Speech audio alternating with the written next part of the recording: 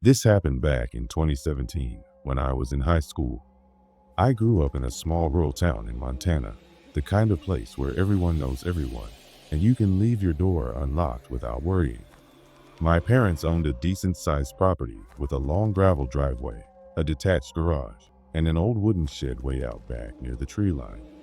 It was late October, just a few days before Halloween, and the days were already getting shorter. That day, my parents were heading into the city to visit some family friends and wouldn't be back until the next morning. They offered to take me along, but I had an essay to finish, and honestly, I wanted the house to myself for the night. It was a Friday, and I remember the exact feeling of locking the front door behind them, already thinking about ordering Chinese takeout and watching scary movies in the dark like a cliche. The air outside was cold and crisp, and the wind had that dry, rattling sound that only fall leaves can make. By 7 p.m., I had food on the table, a horror movie playing on the living room TV, and all the lights off except for the kitchen. Classic spooky vibes. The night was going as expected, nothing unusual, until around 9:30. I paused the movie to grab a soda from the garage fridge. It's something I did all the time without thinking, but that night, as soon as I opened the door to the garage, I got this weird feeling in my chest, like walking into a room where someone was just arguing or crying. That kind of thick, uneasy tension you can't explain. Still, I pushed it down, walked out the door, hit the garage light, and made my way to the back fridge. But when I opened the fridge door, the overhead light flickered a little, and in the brief second that the bulb dimmed, I thought I saw movement outside the little garage window.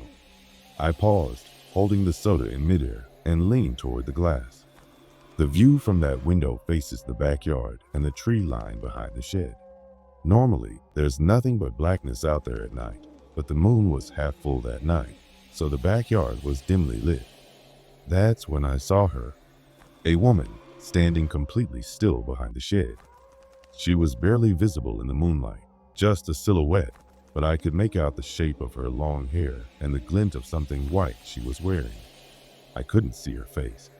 She wasn't moving, just standing there. At first, I told myself it had to be a neighbor or someone passing through, maybe even a trick-or-treater playing a prank. But no one would be back there, behind our shed, in the middle of nowhere. No one sane, at least. I turned off the garage light, slipped quietly back into the house, and locked the door. The soda was forgotten. I sat back down on the couch and unpaused the movie, but I wasn't watching it anymore. I kept glancing toward the back windows. The shed was too far away to see from the living room, but I couldn't stop thinking about what I saw. 15 minutes passed, then 30. I finally got up, grabbed my phone, and turned on the porch light, thinking maybe she'd be gone now, if she was even real. That's when I saw her again. But now, she was closer. She was standing maybe 20 feet from the back of the house, in the patch of light just beyond the porch. Still not moving. Still just staring. I don't know how she got there without me hearing it. We have gravel all around the back. You can't walk on it quietly, especially not in cheap flats like the one she had on. But there she was, staring up at the house like she was waiting. I couldn't see her face clearly. Her hair was long and messy. Her dress was pale and dirty like it had been dragged through the woods. My whole body was locked up. I wanted to call the police, but didn't want to take my eyes off her. I felt like the moment I turned away, she'd come closer or disappear entirely. Finally, I grabbed the landline and called 911.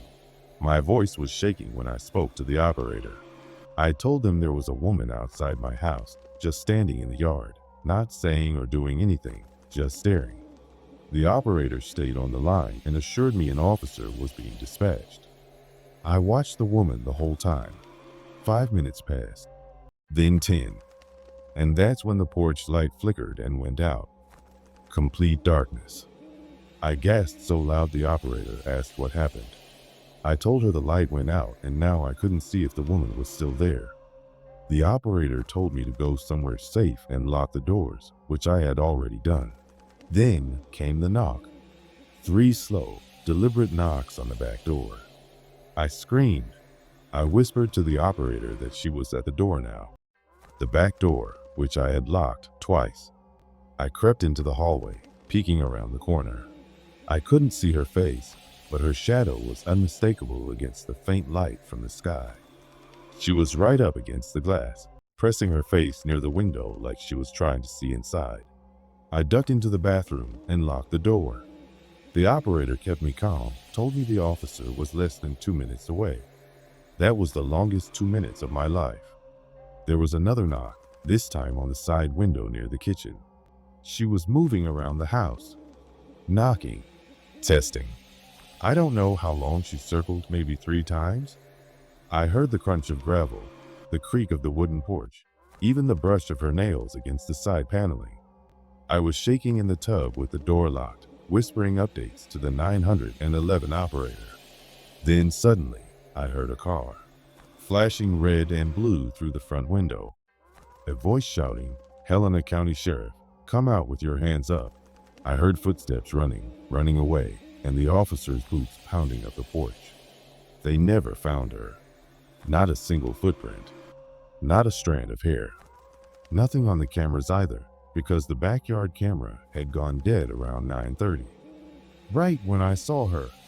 The officer told me they'd patrolled the area through the night, but they figured it was just a drifter or some drugged-up squatter from deeper in the woods. But I know what I saw. And I know she wasn't just wandering. She was watching.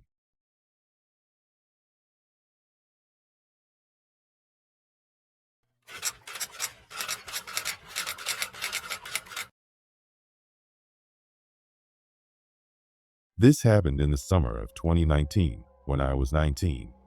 A couple of friends and I had rented a small cabin for a weekend getaway near the mountains of Washington State. There were 4 of us total, me, my best friend Ben, and a couple we were close with named Carly and Josh. It wasn't anything fancy, just a simple wooden place with 1 floor, 2 bedrooms, and a big deck that overlooked the woods. We booked it because it was cheap and isolated, no nearby cabins, no reception, and it sat right on the edge of this huge National Forest Reserve. It was supposed to be a peaceful, no distractions kind of trip. Just beers, board games, and hikes. We got there Friday afternoon, unloaded our bags, and spent the evening sitting out on the deck drinking beers and laughing under the stars. It was pitch black out there, no streetlights, no traffic, not even the distant hum of a highway. Just trees and the occasional sound of an owl or a distant coyote. That first night was calm, peaceful even. But the second night, that was different. It started raining around 5 p.m. Not a storm, just steady, cold rain and thick fog that rolled in from the hills. We stayed indoors, playing poker on the dining table with some cheap whiskey and an old Bluetooth speaker barely working. Around 10:30, Carly and Josh headed off to bed, and Ben and I stayed up a little longer, just talking and throwing darts at a target on the wall. We didn't hear anything at first. Not over the rain, not over the low music. But somewhere around 11:15, I noticed the motion sensor porch light kept flicking on through the kitchen window. It would click, flare to life, and then go dark again. At first I didn't think much of it. Rain and wind can sometimes trigger it, and we were out in the middle of nowhere, surrounded by trees and wet brush. But then it happened again, and again, every 2 or 3 minutes. Click, light, pause, darkness. Ben finally noticed it too, and we both got quiet, watching it happen from the kitchen. "There's probably just a raccoon or something messing around," I said. "Yeah," Ben nodded. "Or a deer." But I didn't believe it. Something about the timing of it, so perfectly spaced, was unsettling. Like someone was testing the light, waiting, watching. We turned the music off and stood there in silence for a bit. The rain was heavier now, and the fog was so thick you could barely see beyond the first row of trees. That's when we heard it. A knock. 3 soft knocks. From the front door. We froze. Not because someone was there, it could have been a lost hiker or even a ranger checking in, but because of the sound itself. The knocks weren't urgent or random. They were polite, deliberate, just 3 slow taps, nothing more. Ben whispered, "Did you invite anyone up here?" "No," I said. "Did you?" He shook his head. I stepped toward the door and looked through the peephole. Nobody, just fog, darkness, the edge of the deck rail. I waited another few seconds and looked again. Still nothing. That's when the motion light flared on again. This time, I saw something. Someone, just barely, at the edge of the clearing, standing perfectly still just past the tree line. The light barely reached that far, so all I could see was a figure. Tall, motionless, watching. I couldn't make out any features. Just the outline of someone standing in the rain, arms by their sides, completely still. I stepped back. "Ben," I whispered. He came to the door and I pointed toward the trees. "Polish." The light flicked off again. "Gone." We immediately locked the door and every window, pulled the curtains, and turned off all the lights. Ben wanted to wake Carly and Josh, but I told him to wait. Maybe it was someone messing around. Maybe it was just a hunter or a crazy loner from town. We didn't want to panic anyone, especially if it was nothing. We sat in the living room for the next hour, not saying much, just listening. The rain continued. Then we heard something else. A drip. Not outside, inside, coming from the hallway. We walked slowly, hearts pounding, until we saw it. There was a puddle of water just outside the guest bathroom, like someone had tracked wet footprints from the front door all the way down the hall. Except we hadn't opened the door, and the mud on the floor was fresh. Ben cursed under his breath, and we backed up into the kitchen, grabbing the first heavy things we could find. He had a fire poker, and I had a cast iron pan. We moved quietly, checked the back bedrooms, every closet, every corner. No one. We double-checked the locks. Still shut. Still secure. Ben stood at the front window and whispered, "Bro, look." I looked outside again. The figure was back, but this time, closer. Just standing near the deck steps, facing the house. Still motionless, still staring. I whispered, "What do they want?" Ben didn't answer. I reached for my phone to call the police, but I already knew no signal. Nothing but no service in the top corner. We didn't even bring a satellite radio. At that point, we finally woke Carly and Josh. We all stayed together in the living room for the rest of the night, sitting in a circle with every light in the house on. The figure never came closer, but he didn't leave either. He just stood there, watching. By morning, he was gone. We found fresh footprints in the mud, leading up the stairs of the deck and back down again, but none going to the trees. It was like he vanished, or never really left. We packed and left that morning. No one said much on the drive home. We never reported it, and we never went back.